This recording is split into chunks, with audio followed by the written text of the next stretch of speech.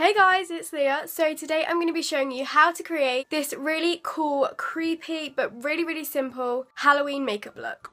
Also guys, I forgot to say, but this is a collab with a sprinkle of Leah on YouTube who is going to be doing a clown makeup tutorial, so be sure to go and check that out. The link will be down below in the description box.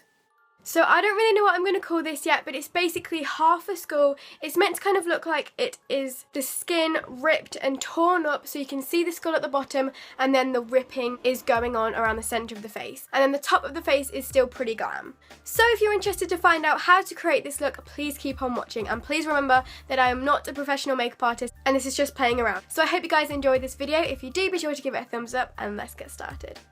So I'm starting off with a completely bare face and I'm going to move into my eyes first. So I'm going to be taking the NYX HD concealer and applying it to my lids and then blending it in with a fluffy angled brush. I'm using this as a primer or a base and this works really well for the eyeshadow to stick to. Once that's all blended in, I'm moving into my Morphe 35U palette and I'm taking these two bright orange shadows in the right hand side and blending these into my crease with a fluffy brush. I am going to be going quite intense with this and pretty high because you really want it to be noticeable and not just to kind of blend out into nothing. Once that's been applied, you want to move into a matte black shadow. I'm taking mine from the Kat Von D Interstellar palette and I'm packing this on right onto the lid. Don't go too high because it'll be harder to blend, but just go right on the lid and make it as intense as you possibly can.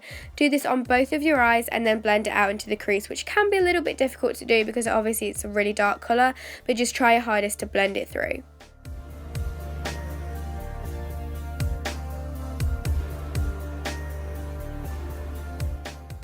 I'm next taking my Cargo black pencil liner and I'm applying this to my lower waterlines. This is going to darken up the look and make it way more intense.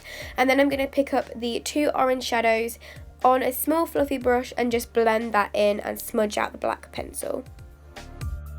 And then once that's all smudged out, I'm going back into the Morphe palette and taking this bright white and highlighting my inner corners. Next, I'm going in with my mascara. I'm using my absolute favourite today, which is my Maybelline Lash Sensational, and applying it to my top and bottom lashes. Alrighty, so that is the eyeshadow done. I'm next going to move on into the face. So I'm taking this really cheap £1 face paint and I'm using the white shade and I'm just bouncing it into the bottom half of my face with a sponge. And this took quite a while to build up, but you want to go all over the bottom half of your face, on your lips and the bottom of your nose. Once that is done, you want to take a powder. I took the Rimmel Stay Matte, but you want to try and take a either translucent one or a white one and just slightly set that into place because it's a pretty sticky one and it's hard to do things over the top of it. And despite applying the white face paint to my lips, you could still see my natural lip colour coming through. So I'm applying a little bit of the Collection Lasting Perfection concealer to my lips and blending it out so that you really can't see my lips at all. Okay, so now I'm going to move into the details on the face. You can either use a black face paint or a black gel liner or something. And I'm taking an angled brush and just drawing along my cheekbones.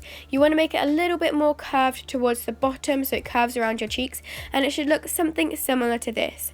Next, you want to do the same thing but kind of underneath. So draw a little curve from the centre of the line round to the end of the line. And this is just going to add a little bit more depth to the cheekbones.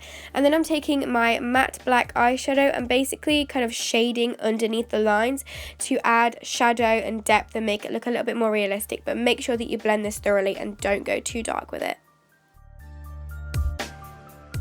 So I'm now moving back on into the lips. I'm going to take a little bit of my Rimmel Stay Matte powder and I'm just setting the concealer that I applied earlier to make it easier to apply the liner over the top. So I'm using the Soap & Glory Supercat pen liner and basically you want to draw teeth. This is probably the easiest bit, to just draw lines from the top of your lip to the bottom of your lips and just keep going to the edges.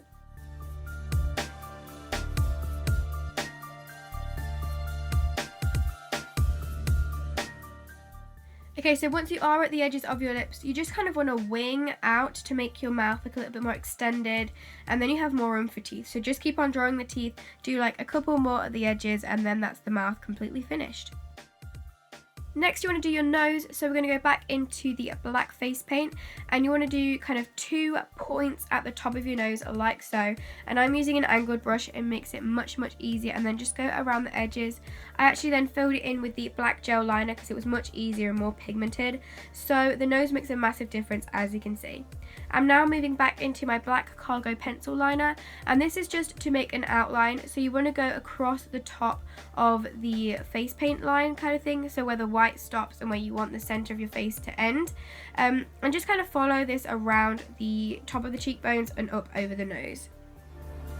So for the special effects, which is of course optional, you want to take a tissue and then split it like you can in like 2 or 3 sections, and then some liquid latex. So I'm taking a little cotton bud and applying some liquid latex in small patches to the line that we created earlier, and then I ripped a little piece of the tissue and I'm just sticking it over the top and then ripping off any excess that doesn't stay stuck to the latex. You then want to layer on some more latex and stick the tissue down, and I'm just going to keep going across the line, layering up latex and tissue, till I have about 2 or 3 layers of this, and just keep ripping off the excess. Make sure that it's kind of raised, and this is just going to add texture basically. So that's why it's completely optional, but it's going to add texture. It's a little bit more fun to do. And since that's a pretty time consuming step, I just kind of skipped and showed you the end result. So once it's all dried, you want to try and cover it up and blend it back into the skin.